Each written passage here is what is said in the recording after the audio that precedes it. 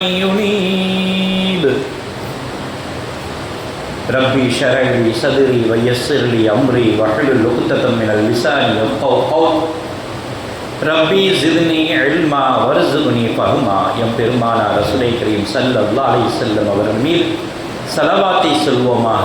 அல்லாஹும்ம ஸல்லி அலா முஹம்மது அல்லாஹும்ம ஸல்லி அலைஹி வஸல்லிம் அல்லாஹும்ம ஸல்லி அலா முஹம்மது அல்லாஹும்ம ஸல்லி அலைஹி வஸல்லிம் اللهم صل على محمد اللهم صل عليه وسلم اللهم صل على محمد يا ربي صل عليه وسلم. அன்னார்தம் குடும்பத்தார்கள், தோழர்கள், இமாம்கள், பெரியோர்கள், நாதாக்கள், ஷேக்மார்கள், குறிப்பாக நம்மவர்கள் அனைவர்கள் மீதும் உலக மக்கள்கள் அனைவர்கள் மீதும் அல்லாஹ்வின் சாந்தியும் சமாதானமும் கருணையும் ஈடேற்றவும் என்றென்றும் இறங்கிக் கொண்டே இருக்கட்டுமாக. அல்லாஹ் தஆலா மனித வர்க்கத்தை படைத்து அவனுக்கு தேவையான வஸ்துக்களை அளித்து அவனை தன்னை அடிபணியுமாறு தன்னை வணங்குமாறு ஏவி நல்வழிப்படுத்துகின்றான். அவனை நல்வழிப்படுத்துவதற்காக வேண்டி எண்ணற்ற நபிமார்கள், ரசூல்மார்கள், சுஹதாக்கள், சாலிஹீன்கள், சித்தீக்கீன்கள், மகான்கள் இந்த பூ உலகத்திற்கே இறங்கிக் கொண்டே இருக்கின்றார்கள். அந்த மகான்கள் கியாமத் நாள் வரையும் இறங்கிக் கொண்டே இருப்பார்கள் என்றும் ஹதீஸிலே காண முடிகின்றது.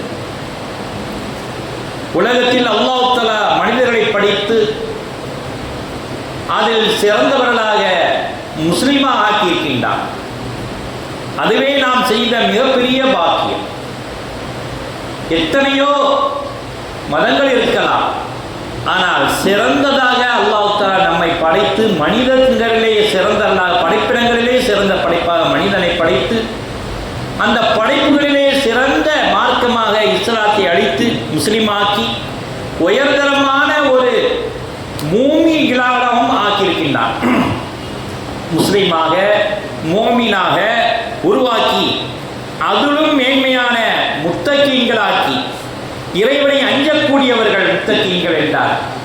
அந்த முத்தகீன்களை ஆக்கி இவர்களை விட கண்ணியமானவர்களாக சாலிஹீன்கள் உருவாக்கி அந்த சாலிஹீன்களில் மேம்படுத்தப்பட்டவர்களாக வலிமார்கள், மகான்மார்களை உருவாக்கி தந்தான் இறைவன்.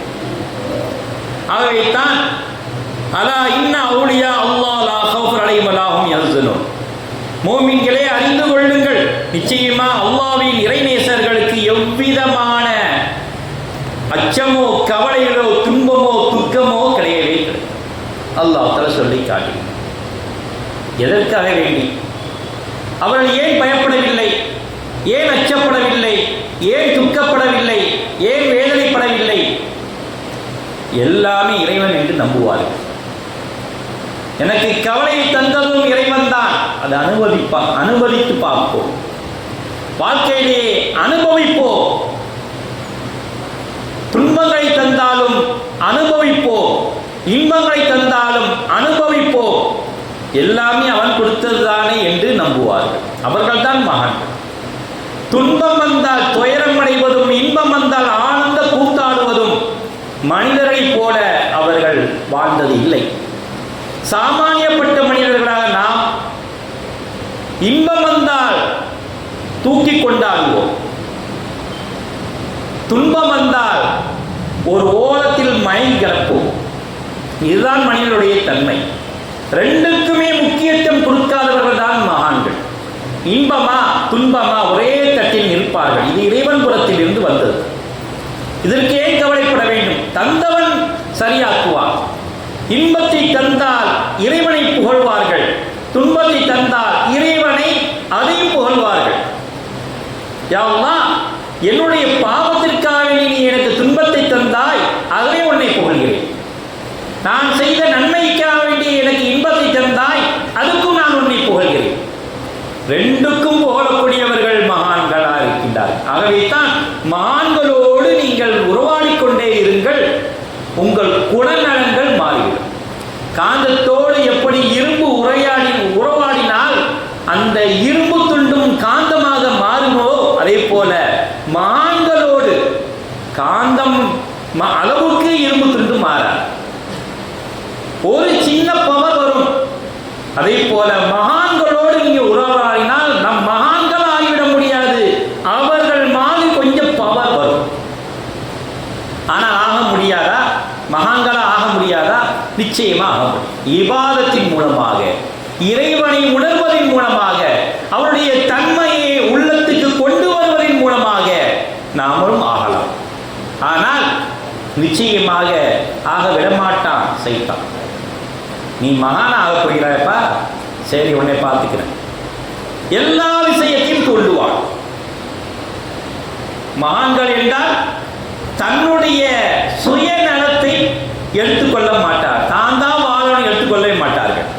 தன்னுடைய நலனை விட மற்றவர்களுடைய நலனை பேணக்கூடியவர்கள் தான் மகான்கள். சத்தியம், அன்பு, நியாயம், மானக்கேடான விஷயங்களை தடுத்து விடுதல், ஒற்றுமைக்கு அழைப்பு விடுதல், தியாகம், கருணை, அறிவு, நல்லொழுக்கம் இவர்களை முன்னெடுத்து நடத்தக்கூடியவர்கள் தான் மகான்கள். எல்லா தன்மையும் அவர்களிடம் இருக்கும். தம்மை முழுமையாக இறைவனுக்கு அர்ப்பணிக்கக்கூடியவர்கள் என்று நாம் அவருடைய சரித்திரங்கள் மூலமாக பார்க்க முடிகின்றது. இன்னமா யஹ்ஷல்லாஹு மின் இபாதிஹில் உலமா, நிச்சயமா அல்லாஹ்வின் அடியார்கள் அவனுக்கு அஞ்சுபவர்கள் தான் ஆலிம்களும் அறிஞர்களும் என்று அல்லாஹ் தஆலா பறைசாற்றுகின்றான். ஆலிம், அறிஞர்கள், இறைவனை அறிந்தவர்கள், இறைவனை முழுமையாக அறிந்தவர்கள் தான் அல்லாஹ்வை நெருங்கியவர்கள் என்று அல்லாஹ் தஆலா சொல்லி காட்டினார். கண்மணி நாயகம் ரசூலை கரீம் ஸல்லல்லாஹு அலைஹி அவர்கள் வஃபாத்தான பொழுது இந்த பூமி கண்ணீர் விட்டு கதறுகின்றது. யா அல்லாஹ், இனிமேல் எம் பெருமானார் ரசூலை கரீம் ஸல்லல்லாஹு அலைஹி அவர்களை தாங்கக்கூடிய பாக்கியம் எனக்கு இல்லாமல் போய்விட்டதே, என் முதுகில் நடக்கக்கூடிய பாக்கியம் எனக்கு இல்லாமல் போய்விட்டதே, என்னோடு உறவாடக்கூடிய பாக்கியம் எனக்கு இல்லாமல் போய்விட்டதே என்று இறைவனிடம் இந்த பூமி உரையாடுகின்றதாக ஹதீஸ் வாயிலாக படிக்கின்றோம். அப்பொழுது இறைவன் கூறினார், எந்த நபியும் எந்த ரசூலும் இனிமேல் இந்த உலகத்தில் வரமாட்டார்கள். என் பெருமானார் ரசூலை கரீம் ஸல்லல்லாஹு அலைஹி அவர்களோடு முத்திரையிடப்பட்டு விட்டார்கள். இவர்கள் தான் இறுதி நபி என்று முத்திரையிடப்பட்டார்கள். ஆகவே அவர்களோடு நுபுவத்து முடிந்து விட்டது. இனி பூமியில் எனக்கென்று குறிப்பான ஒரு நல்லடியார்கள் வந்து கொண்டே இருப்பார்கள். அவர்கள் சமக்கக்கூடிய பாக்கியத்தை உமக்கு தருகின்றேன். அவர்கள் எப்படிப்பட்டவர்கள் என்று தெரியுமா? அவர்களின் இதயங்கள் நபிமார்களின் இதயங்கள் போன்றிருக்கும். அவர்கள் நல்லடியார்களாக இருப்பார்கள், உன்மேல் நடப்பார்கள், அல்லாஹ்வின் மீது அன்பு கொண்டவர்கள் என்று சொன்ன உடனே பூமி மகிழ்ச்சி அடைந்தது. அல் ஃபவாயிதுல் அல் மக்தூமா தஸ்திரத்துல் அவுலியா என்ற கிதாபிலே பதிவு செய்யப்பட்டிருக்கிறது. ஆகவே எத்தனை அல்லாஹ் தஆலா சொல்லி காட்டினான். அல்லாஹு யஜ்தபி இலைஹி மயஷா வ யஹ்தி இலைஹி மயுனீப். தான் நல்லடியார்களை அல்லாஹ் தன் பால் தேர்ந்தெடுத்துக் கொள்கின்றான். இந்த பூமி அழுததே, அல்லாஹ் தஆலா என்ன செய்கின்றான்? நல்லடியார்களை தன் பால் எடுத்துக் கொள்கின்றான். அவனை முன்னோக்குவரை, நேசம் கொள்வரை அவன் தன்பால் நேர்வழி காட்டிக் கொண்டே இருக்கின்றான். அல்லாஹ் தஆலா சொல்லி காட்டினான், நல்லடியார்களை கியாமத் நாள் வரையும் தேர்ந்தெடுத்துக் கொண்டே இருப்பேன். அவர்கள் உங்களுக்கு நல்ல உபதேசம் செய்து கொண்டே இருப்பார்கள் என்று சொல்லி காட்டினான். லா தஸாலு தாயிஃபத்து மின் உம்மத்தி காயிமீன அலல் ஹக்கி லா யலுருஹும் மன் காலிஃபஹும் ஹத்தா யஅதி அம்ருல்லாஹ். என் உம்மத்திலிருந்து ஒரு நல்லடியார்கள் எப்பொழுதுமே உண்மை மீது நினைத்திருப்பார்கள். பூமியே கவலைப்படாது. அவருக்கு எதிராக நடக்கும் எந்த பிரச்சனையிலும், எந்த துக்கங்களையும் துயரங்களையும் அவர்களை பாதிக்காது. அவர்கள் மனம் மாறவே மாறாது. அல்லாஹ்வின் ஆணை, கட்டளை கியாமத் நாள் வரையும் அவர் நடித்திருப்பார்கள். அல்லாஹ்வின் கட்டளை கிணங்க என்று அந்த ஹதீஸ் வாயிலே புரிய முடிகின்றது. முஸ்லிம் என்ற ஹதீஸிலே பதிவு செய்யப்பட்ட ஹதீஸ், கிதாபுல் ஈமான் 19-20 பதிவு செய்யப்பட்ட ஹதீஸாக இருக்கின்றது. கியாமத் நாள் வரையும் நல்லடியார்கள் பூமியில் உழவிக் கொண்டே இருப்பார்கள் என்று பெருமானார் ரசூலை கரீம் ஸல்லல்லாஹு சொல்லி காட்டினார். ஆகவே தான் மனித படைப்புகளில் மனிதன் படைப்புகளால் ஈர்க்கப்படுகின்றான். இந்த உலகத்தில் என்னென்ன படைப்பு இருக்குதோ அதுதான் அவனுக்கு பிடித்தமானது. ஆனால் மகான்கள் அவ்வாறு அல்ல, படைத்தவனை நோக்கி ஈர்க்கப்படுகின்றார்கள். மனிதனுக்கும் மகான்களுக்கும் உள்ள வித்தியாசம் என்ன? மனிதர்கள் படைப்பின் மீதே ஆசை கொள்கின்றார்கள், ஆனால் மகான்கள் படைத்தவன் மீது ஆசை கொள்கின்றார்கள். மனிதர்கள் எண்ணங்களின் அடிமையாக்கி விடுகின்றார்கள், அவர்கள் எண்ணம் போல வாழ்ந்து கொண்டிருக்கின்றார்கள். ஆனால் மகான்களுக்கு எண்ணங்கள் தான் அடிமையாக இருக்கின்றது. நாம் எண்ணத்துக்கு அடிமை, அவர்களுக்கு எண்ணமே அடிமை. மனதை அவர்களுக்கு அடங்கியாக இருக்கின்றது என்று நினைக்க வருகின்றது. ஆனால் மனிதன் உண்டு வாழ்ந்து மனிதனுடைய வாழ்க்கையை உண்டு வாழ்ந்து வாழக்கூடிய வாழ்க்கையாக இருக்கின்றது. ஆனால் மகான்கள் இறைவனை கண்டு வாழக்கூடிய பாக்கியமாக இருக்கின்றன. மனிதன் நாவினால் அழுகின்றான், மகான்கள் நாவினால் உயர்கின்றார்கள். மனிதன் முகத்தால் பார்க்கின்றான், ஆனால் மகான்கள் அகத்தால் பார்த்து கொண்டிருக்கின்றார்கள். மனிதன் தனக்காக வாழ்கின்றான், ஆனால் மகான்கள் பிறருக்காக வாழ்கின்றார்கள். மனிதன் உறக்கம் மரணமாயிருக்கின்றது, அவன் உறங்கிவிட்டால் மரணம். ஆனால் மகானின் மரணமே ஒரு உறக்கமாக இருந்து கொண்டிருக்கின்றது. மனிதன் மரணத்தை வெறுக்கின்றான், ஆனால் மகான்களோ மரணத்தை ஆதரிக்கின்றார்கள், விரும்புகின்றார்கள். மனிதனுக்கு மரணம் தான் தண்டனையாக இருக்கின்றது, ஆனால் மகான்களுக்கு மரணம்தான் மகிழ்ச்சியாக இருக்கின்றது. மனிதனுக்கு மரணம் தான் தண்டனை, அதுதான் அவனுக்கு தண்டனையின் துவக்கமாகவும் இருக்கின்றது. ஆனால் மகான்களுக்கு மரணம்தான் மகிழ்ச்சி, உண்மையான மகிழ்ச்சியாக இருக்கின்றது. மனிதன் மண்ணில் வாழ்கிறான், ஆனால் மகான்கள் விண்ணில் வாழ்கின்றார்கள். எத்தனையோ மனங்கள் இருந்தும் கஸ்தூரியை போல வர முடியுமா? எத்தனையோ பறவைகள் இருந்தும் ராஜாளியை போல வர முடியுமா? அதை போல மகான்கள் கஸ்தூரியாக வாழ்கின்றார்கள், ராஜாளியாக உயர்கின்றார்கள். அவர்களுக்கும் நமக்கும் உள்ள வித்தியாசமே இதுதான். மனிதர்களாய் நாம் உலகத்தில் வாழக்கூடிய இறைவனால் படைக்கப்பட்ட பொருள் மீது ஆசை கொள்கின்றோம். பொன் மீதும் பொருள் மீதும் பெண் மீதும் மண் மீதும் ஆசை கொள்கின்றோம். இதெல்லாம் ஆண்கள் ஆசைப்பட மாட்டார்கள். அவர்களுக்கு அல்லாஹ் எதை விதித்திருக்கின்றானோ அதை அனுபவித்து செல்வார்கள். தன்னை தேடி வரக்கூடிய பெண், இது இறைவன் புறத்தால் வந்தது. தன்னை தேடி வரக்கூடிய மண், இது இறைவன் புறத்தால் வந்தது. தன்னை தேடி வந்த பொன், இறைவன் புறத்தால் வந்தது. அதை தேடி ஓட மாட்டார்கள், இவர்களை தேடி ஓடி வருகின்றது என்று பெருமானார் ரசூலை கரீம் ஸல்லல்லாஹு அலைஹி அவர்கள் இந்த மகான்களை பற்றி கோடிட்டு காட்டியிருக்கின்றார்கள். நீதத்தின் பிறப்பிடம் உமர் ரலியல்லாஹு தஆலா அவர்கள் பெருமானார் ரசூலை கரீம் ஸல்லல்லாஹு அலைஹி அவர்களிடம் கேட்கின்றார்கள், மகான்கள் என்றால் யார் என்று கேட்கின்றார். ரசூலுல்லாஹ்விடம் நீரத்தின் அரசர் உமரே ஃபாரூக் ரலியல்லாஹு தஆலா அவர்கள், ஈருலக மேதை நபி பெருமானார் ரசூலை கரீம் ஸல்லல்லாஹு அலைஹி வஸல்லம் அவர்களிடமிருந்து கேட்கின்றார்கள், மகான்கள் யார்? நிச்சயமா அல்லாஹ்வின் அடியார்களில் சில அடியார்கள் இருக்கின்றார்கள், அவர்கள் நபிமார்களும் அல்ல, சோதாக்களும் இல்லை, அவர்களுக்கு கிடைக்கும் அந்தஸ்து இருக்கின்றதே மகா உன்னதமானது. அதை பார்த்து நபிமார்களும் ரசூல்மார்களும் பொறாமை கொள்வார்கள். அவருக்கு சொர்க்கத்தில் கொடுக்கக்கூடிய அந்தஸ்து, அவர்களுக்கு தங்கத்தால் மேடையிலே அமைத்து உயரமாக காட்டப்பட்ட மக்கான், அதை பார்த்து இவர்கள் நபிமாரோ ரசூல்மார்களோ சாலிஹீன்களோ என்று பொறாமைப்படக்கூடிய அளவுக்கு இந்த மகான்களை அவர்கள் அறிவார்கள் என்று பெருமானார் ரசூலை கரீம் ஸல்லல்லாஹு அவர்கள் சொல்லி காட்ட, காலு யா ரசூலுல்லாஹ் துஹ்பிர்னா மன்ஹும், அவர்கள் யார் என்று அறிவித்து காட்டுங்கள், அவர்கள் என்ன நன்மை செய்தார்கள் என்று அறிவித்து காட்டுங்கள், எதனால் இந்த உயர்வுக்கு வந்தார்கள் என்பதை அறிவித்து காட்டுங்கள் என்று கூறிக்கொண்டு, நாங்களும் அவர்களை பிரியம் கொள்கின்றோம், நாங்களும் அவர்கள் செய்த அமல்களை செய்ய ஆசை கொள்கின்றோம் என்று சஹாபாக்கள் எல்லாம் வேண்டி நிற்கின்றார்கள்.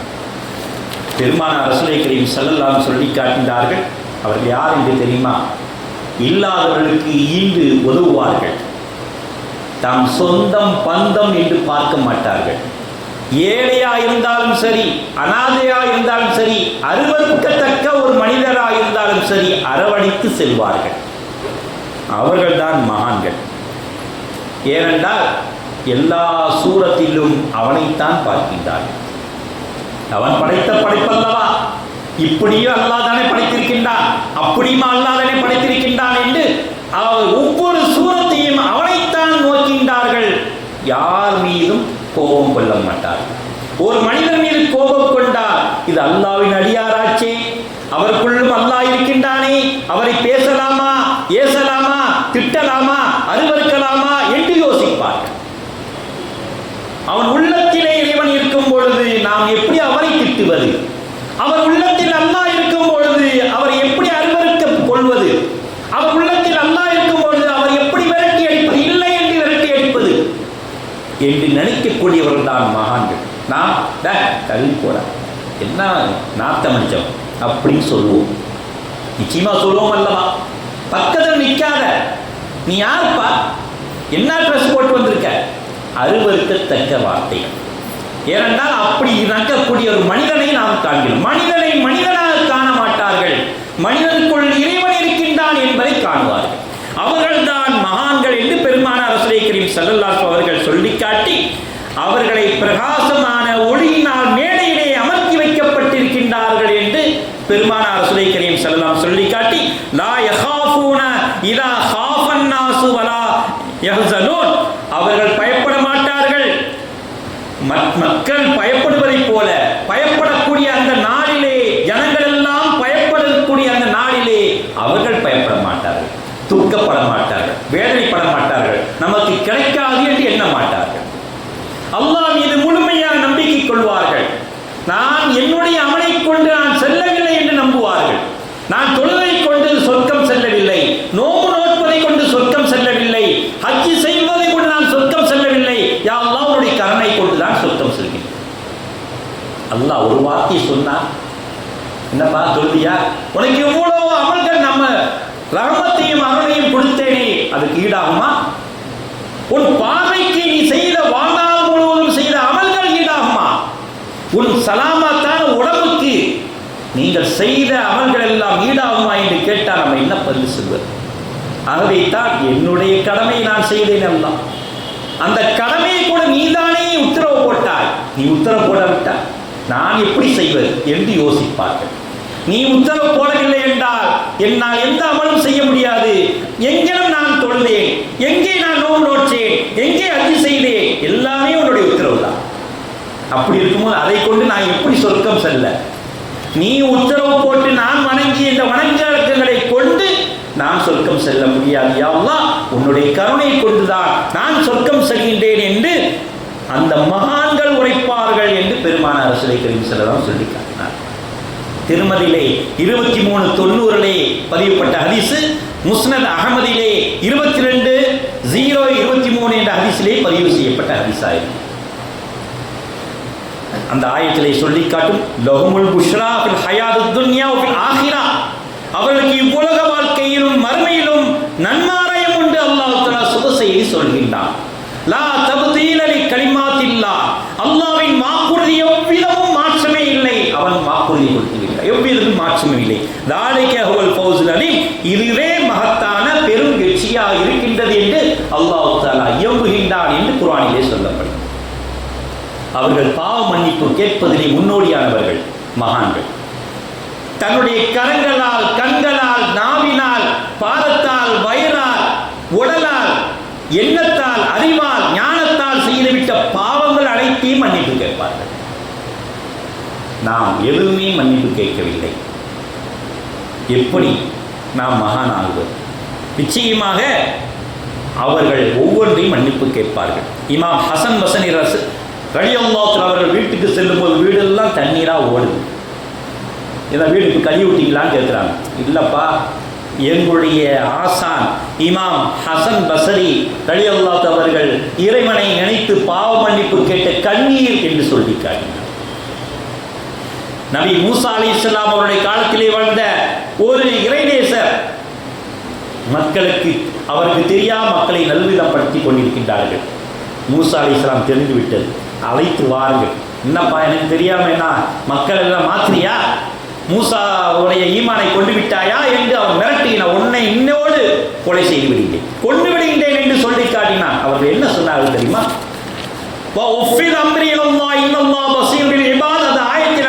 சொல்லி காட்டினான், எனது எல்லா காரியங்களையும் இறைவனிடமே ஒப்படைத்து விட்டேன். நீ என்ன செய்யறது, நீ என்ன செய்யறது? உன்னுடைய ஒரு விஷயத்தை கூட உன்னை அசைக்க முடியாது. அவன் நாடிவிட்டால் நடக்கும். உன் கையால் என்னுடைய மரணம் ஏற்பட வேண்டும் என்று அவன் நாடிவிட்டால் நடக்கும். ஆகவே தான் என்னுடைய சகல காரியங்களும் அல்லாஹ்விடம் ஒப்படைக்கும். இந்த ஆயத்தை ஓதினாலே போதும், நம்முடைய சகல காரியங்களும் சரியாகி. அல்லாஹ் தஆலா எப்போ நடந்தது, மூசா அலைஹிஸ்ஸலாம் நடந்த காலத்தில் நடந்த மனசுக்கு பிடித்தமான ஒரு விஷயத்தை குர்ஆனிலே சொல்லி பெருமிதம் கொள்கின்றான் என்றால் எவ்வளவு விஷயமா இருக்கின்றது. இறைநேசர் சிப்ரீல் ரலியல்லாஹு கேட்டார், நீங்க நல்லா இருக்கீங்களான்னு கேட்டா என்ன சொல்ல முடியுமா? இறைவன் எதை நாடி இருக்கின்றானோ அப்படி இருக்கின்றேன். எவ்வளவு அழகான பதில். நல்லா நம்ம என்ன சொல்லுவோம், நல்லா இருக்கிறேன்னு சொல்ல மாட்டோம், நல்லா இருக்குன்னு சொல்லுவோம், அல்ஹம்துலில்லாஹ் கூட சொல்ல மாட்டோம். நல்லா இருக்கும்பா, வீட்டில் நல்லா இருக்கான். இறைவன் எதை நாடி இருக்கின்றானோ அப்படி நான் வாழ்ந்து கொண்டிருக்கின்றேன். அவர்கள் சொன்ன பதில் அதில் சுருக்கமாகத்தான் அல்ஹம்துலில்லாஹ் சொல்லி பழகு என்று நமக்கு சொல்லப்படுகிறது. இப்படிதான் வழக்கமாக சொன்னால் நம்ம ஒரு மாதிரி பார்ப்பாங்க, அல்ஹம்துலில்லாஹ் அல்லாஹ்வுக்கு நான் நன்றி செலுத்துகிறேன், அவன் நாடியப்பட நான் வாழ்கிறேன் அல்ஹம்துலில்லாஹ் என்று சொல்லி பழகுங்கள் என்று பெருமானார் ரசூலுல்லாஹி கரீம் ஸல்லல்லாஹு அலைஹி வஸல்லம் சொல்லி காட்டினார். இமாம் அபூ ஹனீஃபா ரஹ்மத்துல்லாஹி அவர்கள் கடைக்கு போகும்போது கூட பேரிச்சம்பழம் ஒரு திரகம் கொடுத்து, பேரிச்சம்பழம் எவ்வளோ 10 பேரிச்சம்பழம் தாரேன், நான் வாங்கிட்டு வரேன். வீட்டில் எண்ணி பார்க்குறேன் 11 பேரிச்சம்பழம் இருக்கு. ஒரு பேரிச்சம்பழத்தை ஓடோடி சென்று அந்த கடைக்காரனிடம் ஒப்படைக்கின்றார்கள். இதன் மூலமாக அல்லாஹ் என்னை தண்டித்து விடக்கூடாது, நீ கொடுத்து விட்டாய். ஆனால் நீ சொன்னது என்ன, ஒரு திரவுக்கு 11 அல்ல 10 தான், ஆனால் நீ எண்ணிக்கையில் கூட ஒன்று வச்சு விட்டாய், அது எனக்கு ஹராமாயிடக்கூடாது இந்த ஒப்படை என்று நீ அவர் கடையிலே ஒப்படைத்து விட்டார்கள் என்றால் இதுதான் ஞானத்தின் உயர்ந்த இடம்.